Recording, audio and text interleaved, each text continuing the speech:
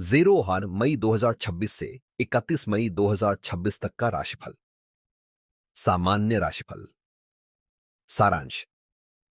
मई 2000 से आपके लिए काफी स्थिर रहने वाला महीना है। आपकी जन्म राशि के स्वामी और 10वें भाव के स्वामी गुरु और 11वें भाव के स्वामी शनि दोनों अपने अपने नक्षत्र में हैं, जिससे साढ़े साथी का असर काफी हद तक कंट्रोल में रहेगा और खासकर घर और प्रॉपर्टी के मामलों में स्थिरता देखने को मिलेगी।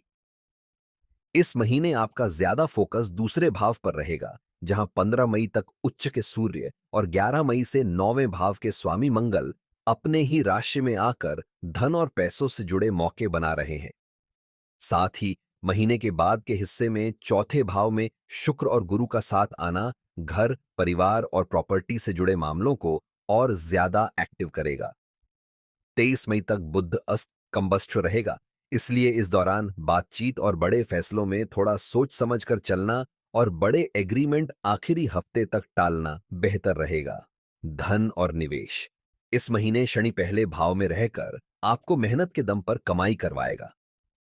वहीं दूसरे भाव में सूर्य और मंगल की युति 15 मई तक अचानक फायदा, किस्मत से पैसा या रुका हुआ पैसा वापस मिलने के योग्य बना रही है। गुरु की नजर आपके 12वें भाव कुंभ राशि पर है, जिससे वहां बैठे राहु से नुकसान नहीं होगा, बल्कि विदेश, ऑनलाइन काम या बाहर के स्रोतों से फायदा मिल सकता है। 14 मई को शुक्र मिथुन राशि में आपके चौथे भाव में जाएगा, जिससे घर, प्रॉपर्टी और फैमिली फाइनेंस से जुड़े फैसले लेने के लिए अच्छा समय रहेगा। 15 से 29 मई के बीच जब बुध वृषभ राशि में आपके तीसरे भाव से गुजरेगा, तब अपने निवेश और पैसों की प्लानिंग को दोबारा देखना फायदेमंद रहेगा।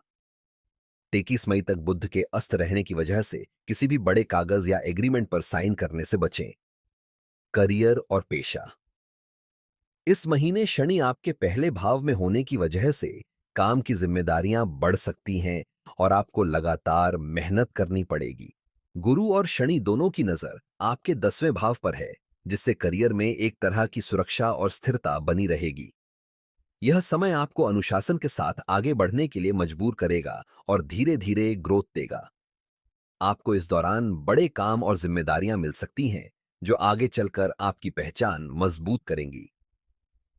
छठे भाव मघा नक्षत्र में केतु होने से आप ऑफिस की राजनीति से काफी हद तक बच जाएंगे, लेकिन दूसरों के सामने ज्यादा मुझे सब पता है वाला एटीट्यूड दिखाने से बचें।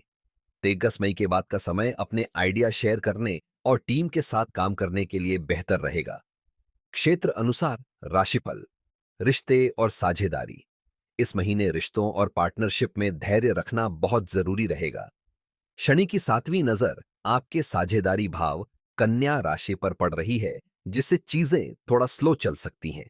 14 मई के बाद शुक्र चौथे भाव में आने से घर और परिवार का माहौल बेहतर होगा और रिश्तों में नजदीकी बढ़ेगी। बिजनेस पार्टनरशिप में गुरु का सपोर्ट मिलेगा, लेकिन हर काम नियम और कानूनी तरीके से करना जरूरी रहेगा।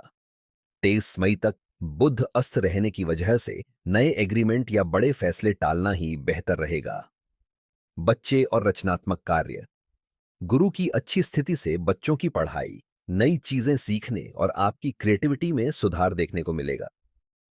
29 मई के बाद बुध तीसरे भाव में आने से बच्चों के साथ बातचीत बेहतर होगी और पढ़ाई से जुड़े फैसले लेना आसान होगा। 15 से 21 मई के बीच क्रिएटिव कामों में आपका मन ज्यादा लगेगा और फोकस भी बेहतर रहेगा। बच्चों की पढ़ाई धीरे धीरे सही दिशा में आगे बढ़ेगी, खासकर महीने का आखिरी हिस्सा ज्यादा अच्छा रहेगा। स्वास्थ्य और शिक्षा। इस महीने शनि के प्रभाव की वजह से आपको अपनी दिनचर्या को सही रखना जरूरी रहेगा, तभी स्वास्थ्य अच्छा रहेगा।